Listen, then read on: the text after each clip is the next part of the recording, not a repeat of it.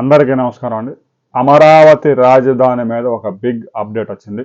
అమరావతి రాజధానికి ఇప్పటికే రైతుల నుంచి 33,000 ఎకరాల పైగా ప్రభుత్వం సమీకరించింది. అయితే ఆ భూమి ప్రస్తుత అవసరాలకే సరిపోవడం లేదు. అనేక సంస్థలు, విద్యాలయాలు, యూనివర్సిటీలు పెట్టడానికి ముందుకు వస్తున్నా కూడా వారికి ఒకే ప్రాంతంలో 70-80 ఎకరాలు కేటాయించాలంటే భూమి లేదు. దీంతో రాష్ట్ర ప్రభుత్వం కూడా ఆలోచనలో పడిపోయింది. మనం గత నెలలోనే ఒక వీడియో చేసుకున్నాం. అమరావతి రాజధాని ఫేజ్ 2లో విస్తరించబోతా ఉన్నారు. మరో 30,000 ఎకరాల భూసేకరణకు ప్రభుత్వం సిద్ధమవుతా ఉంది. సిఆర్డీఏలో చర్చలు జరుగుతున్నాయి. దీని మీద త్వరలో ఒక అప్డేట్ ఇవ్వబోతా ఉన్నామని ప్రభుత్వం తాజాగా ప్రకటించింది. ఇప్పటికే రాజధాని సమీప గ్రామాల్లో కొన్ని గ్రామాల రైతులు మా గ్రామాల్లో కూడా భూములు తీసుకోండి, రాజధానికి తీసుకోండి, రాజధానికి ఏదైతే ప్యాకేజీ ఇచ్చారో ఆ ప్యాకేజీ ఇవ్వండి అని అడుగుతూ ఉన్నారు. పెదపరిమిలో కానీ మోతడకలో కానీ కొన్ని గ్రామ పంచాయతీలు తీర్మానం కూడా చేసి మంత్రి నారాయణకి వినతి పత్రాలు సమర్పించారు.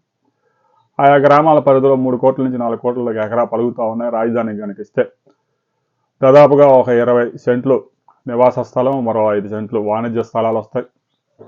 దానివల్ల రైతులకి 6 కోట్ల నుంచి 7 కోట్ల దాకా ప్రయోజనం దక్కే అవకాశం ఉంది. అంతేకాకుండా రాజధాని అవసరాలు ప్రస్తుత భూమి ఏమాత్రం తీర్చే విధంగా లేదు. ఒకవైపు ఇన్నర్ రింగ్ రోడ్డుకి 1300 ఎకరాల భూమి సేకరించాల్సి ఉంది. మరొక వైపు అంతర్జాతీయ విమానాశ్రయానికి ఒక 5,000 ఎకరాలు కావాలి. వీటితో పాటు ప్రైవేటు విద్యా సంస్థలు చాలా వస్తూ ఉన్నాయి, భూములు కేటాయించాలి, మేము పనులు ప్రారంభిస్తామని.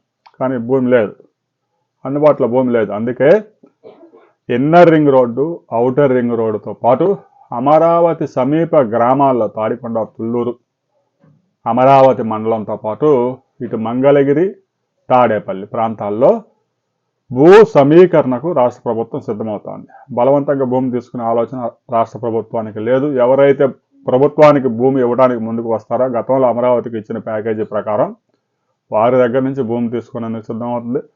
మరికొంత భూమిని కొండపల్లి ప్రాంతంలోను, మరికొంత భూమిని గుంటూరు, పల్నాడు జిల్లాలోని పేరేచెర్ల ప్రాంతంలోను, మరికొంత భూమిని ఆగిరిపల్లి ప్రాంతంలోనూ కూడా సేకరించాలని చూస్తూ ఉన్నారు. ఎందుకంటే రాజధాని అంటే కేవలం ప్రభుత్వ భవనాలే కాదు, ఇన్వెస్ట్మెంట్స్ కూడా తీసుకురావాల్సి ఉంది, ఉద్యోగ అవకాశాలు కల్పించాల్సిన అవసరం ఉంది. కాబట్టి పరిశ్రమలకు భూములు ఇస్తేనే ముందుకు వస్తాయి.